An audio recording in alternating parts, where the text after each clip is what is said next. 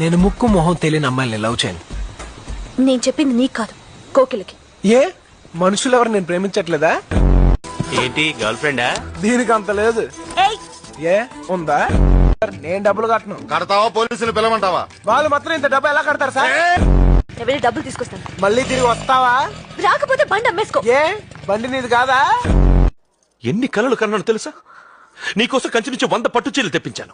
Sir కావాలంటే ఆ చీరలు నేను అమ్మి పెడతాను సార్. ఇప్పుడేం చేస్తావు?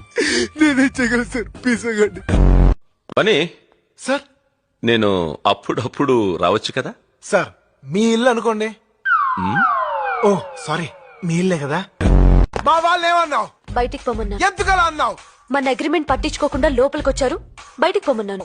వాళ్ళు నా ఫ్రెండ్సే, నా ప్రాణమిత్రులు. చెప్తే నేను చెప్పాలి. రేయ్ బయట పోండ్రా. Hello hello stop it. ఆ డీసీపీ రమ్మంటే వచ్చాను. ఏంటయ్యా ఎప్పుడు చూసినా డీసీపీ డీసీపీ డీసీపీ అంటావు? డీసీపీ సార్ అనాలి.